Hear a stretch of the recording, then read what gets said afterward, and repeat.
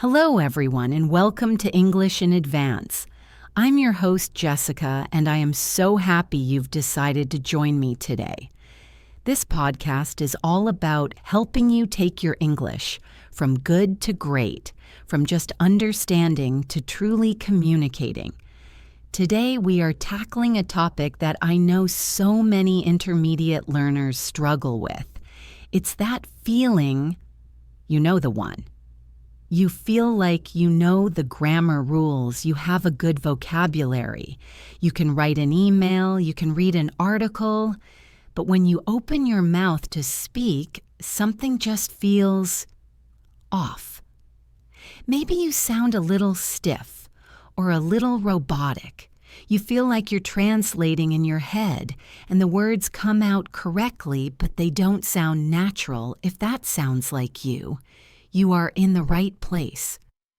The goal of today's episode is to bridge that gap.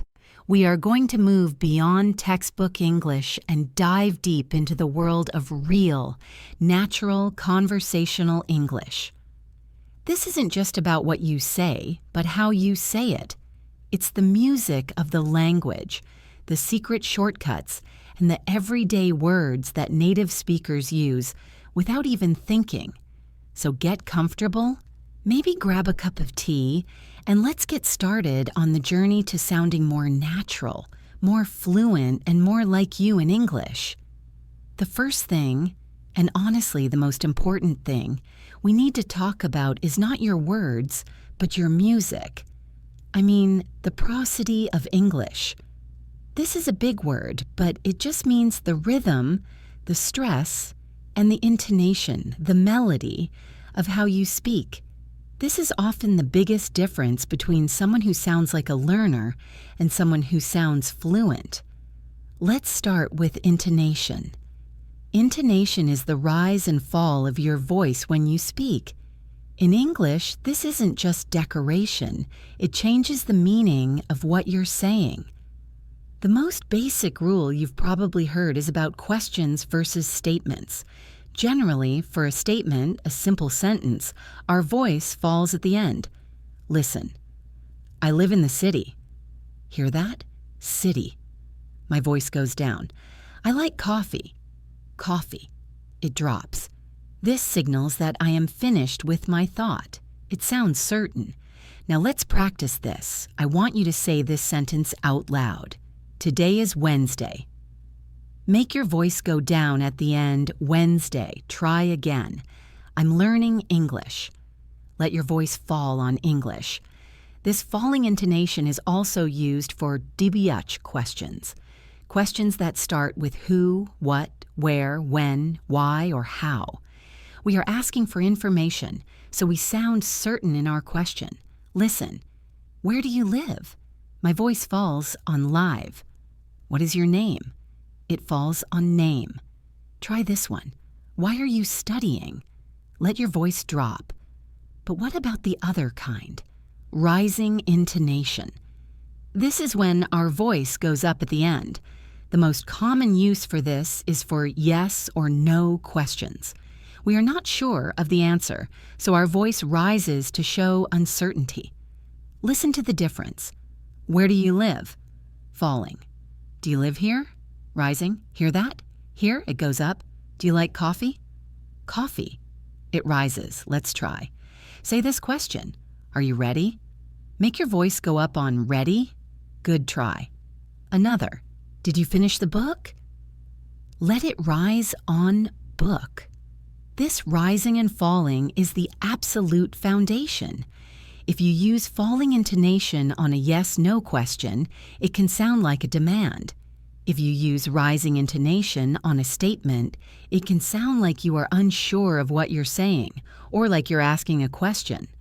For example, if I say, "My name is Jessica," with a rising voice, it sounds like I'm asking you to confirm my own name. It's strange. But intonation is more than just questions and answers. We use it to show emotion. For example, I can say the word really in many ways if I say really. Falling. I'm showing I understand. If I say really, rising, I'm asking a question, showing surprise. She won the lottery. Really? If I say really, rising, falling, I'm showing skepticism. I don't believe it. The single word changes its meaning completely just based on the melody.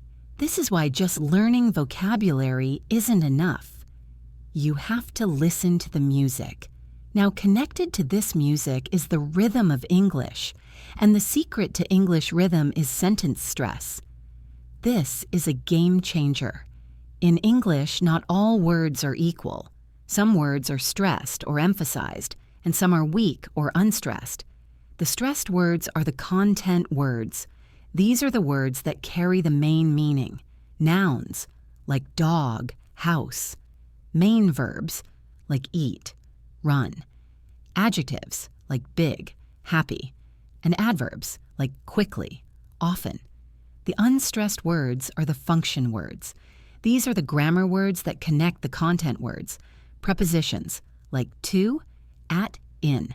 Articles, like a, an, they. Conjunctions, like and, but, or, but. And auxiliary verbs, like is, am, have. English is what we call a stress-timed language. This means the time between the stressed beats is generally the same. It's like a drum beat. The little function words get squeezed and shortened so we can get to the next beat on time. Let's take a simple sentence. I went to the store to buy some bread. If you read this like a robot, every word gets the same time. I went to the store to buy some bread. This sounds very unnatural. A native speaker will stress the content words. I went to the store to buy some bread. Did you hear that? The important words, the beats, are went, store, buy, bread. The other words, I, to theo, to, some, are spoken very quickly and softly. They are reduced. I went sounds like I went. To the store sounds like to thu store. To buy sounds like to buy. Some bread sounds like some bread. Listen to the whole rhythm again. I went to thu store to buy some bread. This is why you often can't hear every word a native speaker says. You are listening for to and the to be pronounced clearly, but we are crushing them. We are reducing them to a quick sound, which we call the schwa.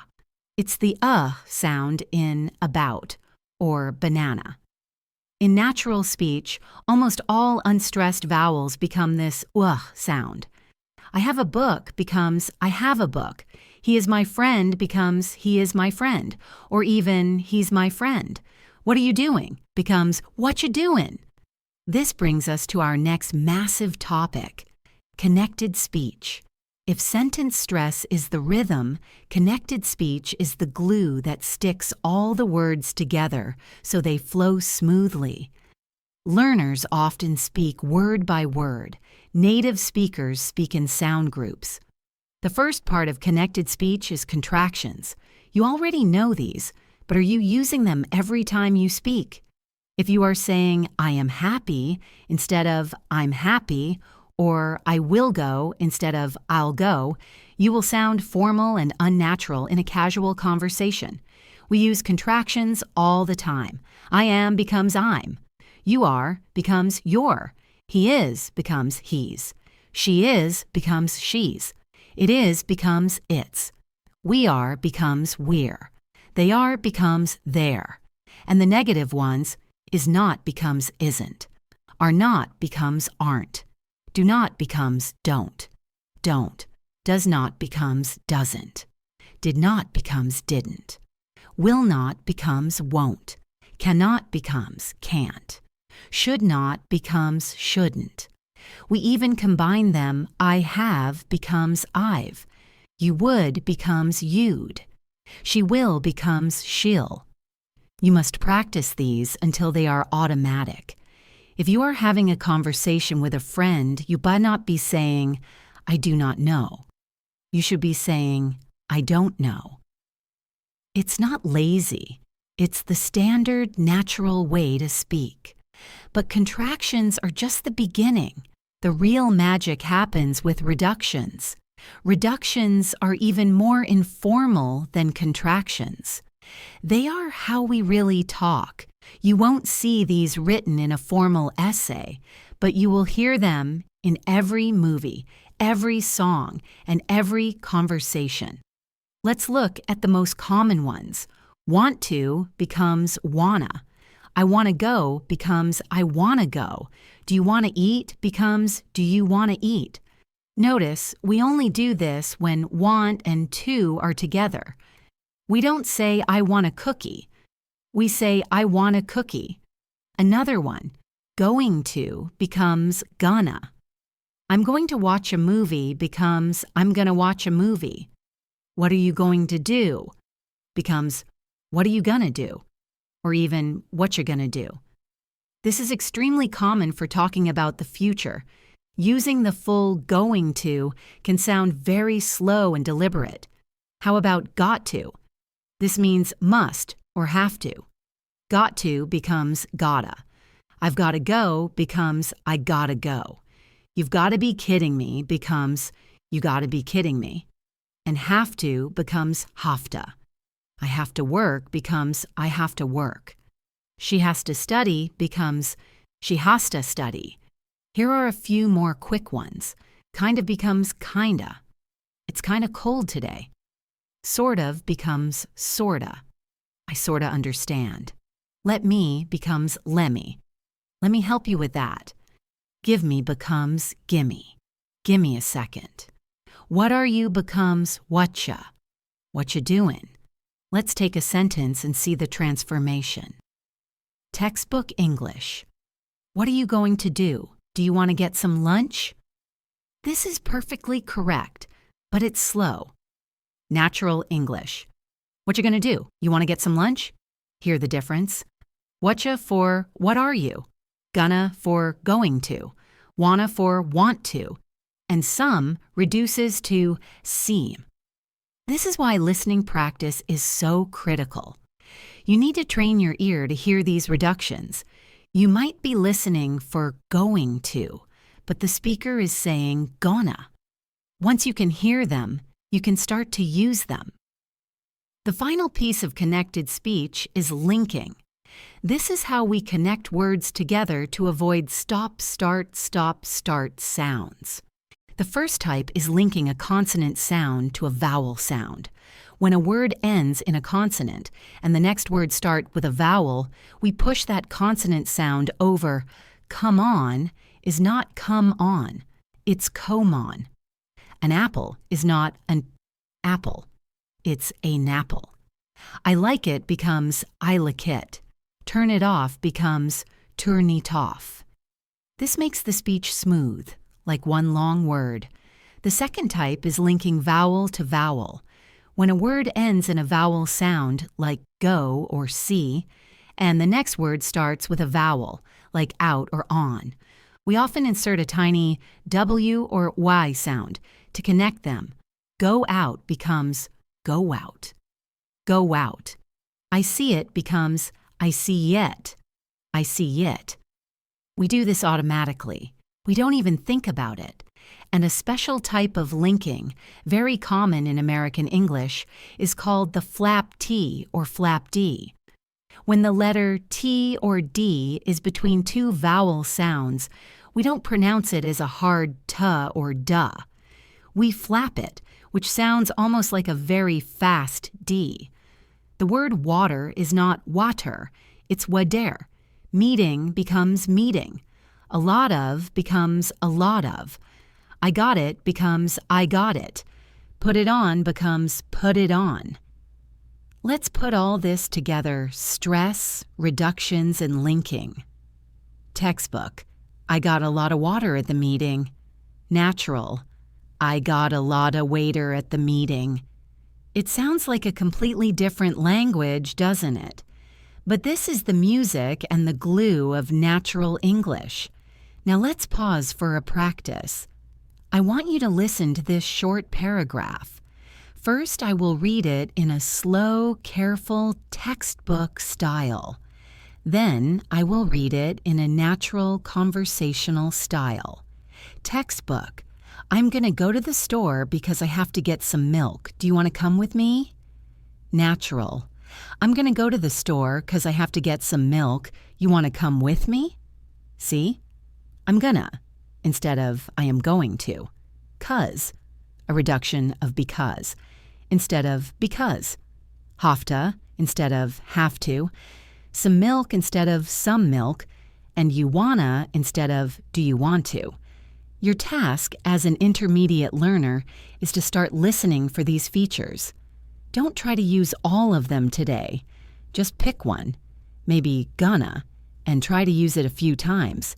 It will feel strange at first, but it's a huge step towards sounding more natural. Okay, so we've talked about the sound and the flow, but what about the words themselves? This is another huge part of sounding natural, using natural vocabulary. When we learn in a classroom, we often learn the formal, correct words for things. But in conversation, native speakers use a different set of vocabulary. We use phrasal verbs, idioms, and slang. Let's start with the most important one, phrasal verbs. A phrasal verb is just a verb plus a particle, like on, off, up, down, tien, out. The combination creates a new meaning. Native speakers use these constantly. Often, there is a formal one-word verb, usually from Latin, and a more natural phrasal verb. For example, the formal verb postpone is correct. We must postpone the meeting. But in conversation, you will almost always hear the phrasal verb put off. We have to put off the meeting. The formal verb discover is fine. I discovered a new cafe. But we would probably say, I came across a new cafe. The formal verb extinguish is for firefighters. We say, put out. Please put out the cigarette. If you want to sound more natural, you need to start learning and using phrasal verbs. The best way to do this is to learn them in context, one by one. Let's go through some of the most common ones you will hear every single day. A really common one is figure out. To figure out something means to understand it or solve a problem. You'll hear, I can't figure out this math problem, or I need to figure out how to get to the airport. It means I need to find the solution. Let's practice. Think of something you need to find an answer for. Maybe it's a personal problem or a technical one. You could say, I need to figure out why my computer is so slow. Another great one is run into. This has two common meanings. The first is to physically collide with something. I wasn't looking and I ran into a wall. Ouch. But the more common conversational meaning is to meet someone by chance. Unexpectedly, I was at the supermarket and I ran into my old teacher. It means I didn't plan to see her. It was a surprise. How about look forward to? This is a lovely one. It means you are excited about something in the future. I'm really looking forward to my vacation. I'm looking forward to seeing you this weekend. It's much warmer and more natural than saying, I anticipate my vacation with pleasure. Let's try get along. If you get along with someone, you have a good, friendly relationship with them. I get along really well with my boss. The opposite is, we don't get along. It's a simple, natural way to describe a relationship. How about you? Who do you get along with? You could say, I get along with most of my colleagues. Here's one you hear in every movie. Hang on. Hang on means wait. It's informal. If someone is talking too fast, you can say, hang on, can you repeat that? If someone knocks on your door, you can shout, hang on a second. It's much more common in speech than just wait. Let's talk about give up. To give up means to quit, to stop trying. The puzzle was too hard, so I gave up. It can also mean to stop a habit. I'm trying to give up smoking. It's a very common flexible verb. What about turn down? This one is also very useful. It has two main meanings. The first is to reduce the volume or intensity of something. Could you turn down the music? It's too loud. Or turn down the heat. The second meaning is to refuse or reject an offer or invitation. He asked me to go to the party, but I had to turn him down because I was busy. Or she was offered the job, but she turned it down. Let's do one more for now. Bring up. To bring up something means to start talking about a particular subject. Don't bring up politics at dinner. It always causes an argument. Or, I wanted to bring up the new project at the meeting. It just means to introduce a topic into the conversation. We could spend hours literally just on phrasal verbs. There are thousands, but you don't need to know all of them. You just need to start noticing them when you listen and trying to use the common ones. Start with these ones. Figure out, run into, get along, hang on, give up, and bring up. Try to write one sentence for each of them this week. Okay, after phrasal verbs, the next part of natural vocabulary is idioms. Idioms are phrases where the meaning is not obvious from the individual words. They are cultural shortcuts. You have to learn them as a chunk. For example, if I say, "That test was a piece of cake." What does that mean? It doesn't mean the test was made of dessert. It means the test was very easy. A piece of cake is an idiom for easy. If your boss says, "We need to finish this report by 5, but it's already 4:30. We're down to the wire. Down to the wire means at the very last minute. If you are sick, you can say, "I'm feeling a bit under the weather." This is a very common, polite way to say you are not feeling well. "I think I'll stay home today. I'm feeling under the weather." How about bite the bullet? If you have to bite the bullet, it means you have to do something difficult or unpleasant that you have been avoiding. I hate going to the dentist, but I have a toothache, so I just have to bite the bullet and make an appointment. Here's a positive one. Hit the nail on the head. If someone hits the nail on the head, it means they said something that is exactly correct. When you said our team needs better communication, you really hit the nail on the head. Like phrasal verbs, you don't need to memorize 1,000 idioms. In fact, using too many idioms or using old-fashioned ones can also make you sound unnatural. The key is to learn the ones that people actually use, the ones I just mentioned. A piece of cake, under the weather, bite the bullet, hit the nail on the head, are all very common in modern conversation. The last part of vocabulary is maybe the most subtle. Fillers and hesitation devices. When you learned English, you were probably taught to speak in perfect, complete sentences, but native speakers don't do that. We pause, we restart, we correct ourselves, and we use filler words. These words, like, like, you know, well, and so, are not bad English. They are a natural and necessary part of speech. They are signals to the listener. And ew are hesitation sounds. We use them when we are thinking of what to say next. I'd like, the chicken sandwich, please. It's totally natural. A robot would say, "I would like the chicken sandwich, please." A human says, "I'd like," well, and so are transition words. We use well to pause and consider a question. What did you think of the movie? Well, I thought the acting was good, but the story was a bit weak. It gives my brain a second to form an opinion. We use so to start a new topic or summarize. So, anyway, I'm going home. is a social word. We use it to check that the listener is following us or shares our understanding. It's just so frustrating when the train is late. We are looking for agreement.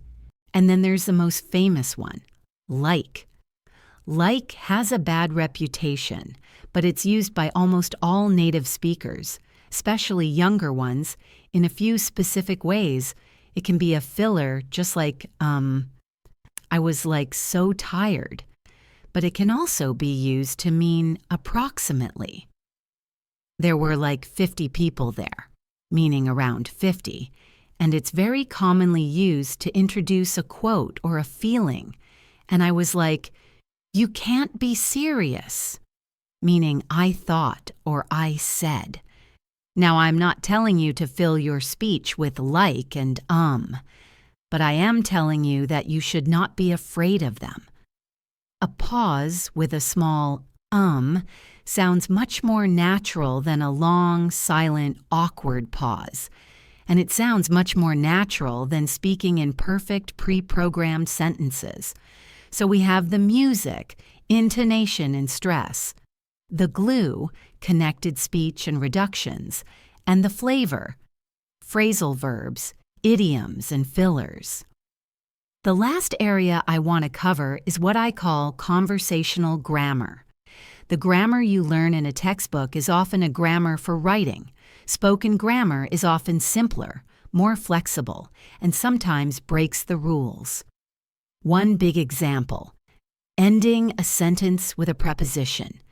Your teacher may have told you, never end a sentence with a preposition, like with, for, at. You were taught to say, with whom are you going?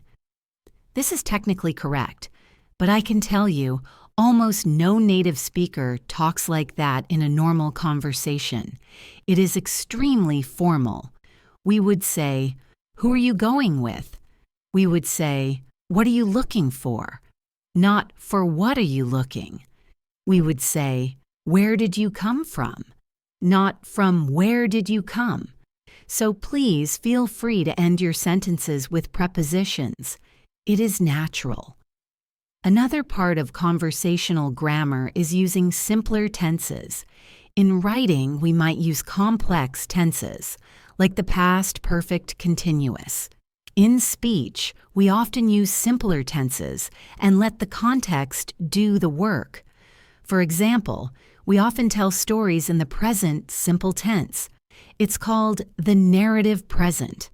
It makes the story feel more immediate and exciting instead of, yesterday I walked into the cafe and I saw this man. He was wearing a crazy hat and he ordered 10 coffees. A natural storyteller might say, so yesterday I walk into this cafe, right? And I see this man. He's wearing this crazy hat and he goes up to the counter and orders 10 coffees. And I'm like, whoa! Did you notice? I walk, I see, he's wearing, he goes, I'm like. It's all present tense, even though it happened yesterday. This is a very common, very natural way to tell an engaging story. Finally, a key feature of conversational grammar, especially in British English but also in American, is the use of question tags. Question tags are short questions we add to the end of a statement. We use them to confirm information or to connect with the listener and invite them to agree. It's a beautiful day, isn't it? You haven't seen my keys, have you? He works here, doesn't he? The rule is usually, if the statement is positive, the tag is negative. It is, isn't it? If the statement is negative, the tag is positive. You haven't. Have you? These little tags make your speech so much more interactive and conversational. Instead of just stating a fact, it is cold. You say, it's cold, isn't it? You are opening a conversation. That was a lot of information. We've covered the melody and rhythm of speech. We've talked about the glue of connected speech, like gonna and wanna. We've explored natural vocabulary like figure out and a piece of cake. And we've looked at how conversational grammar is more flexible. So what do you do with all this? How do you practice? My number one recommendation is a technique called shadowing. Shadowing is simple but incredibly powerful. You find a short audio clip of a native speaker. Maybe it's from this podcast, or a movie, or a YouTube video. You play the audio and you try to speak at the same time as the speaker. You are their shadow. The first time you do it, don't even worry about the words. Just try to match the music, match the intonation, match the rhythm. If their voice goes up, your voice goes up.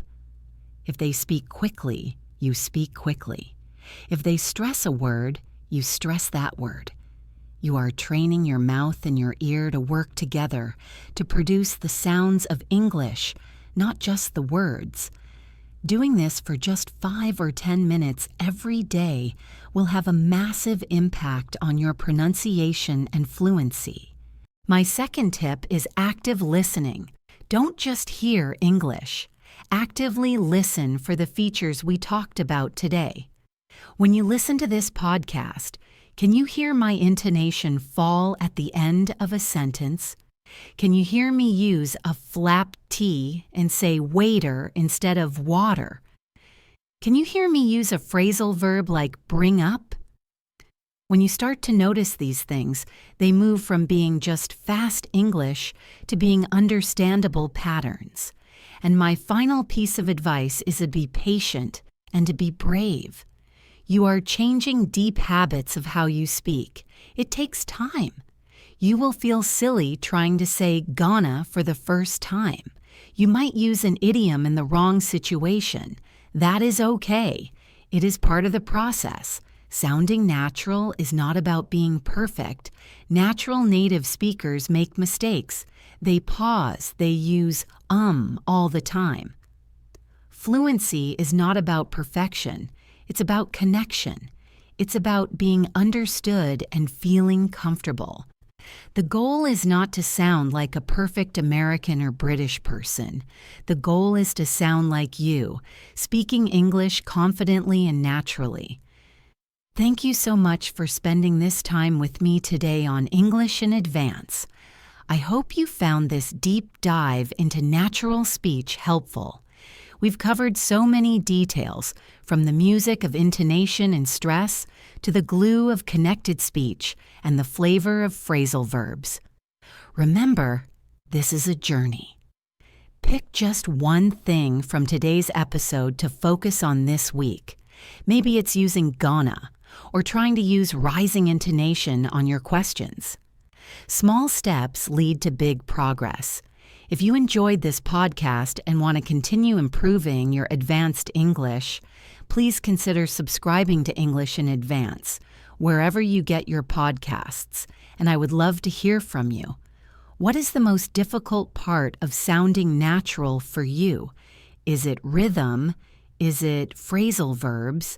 Leave a comment and let me know. I'm Jessica, and I look forward to helping you on the next step of your English journey.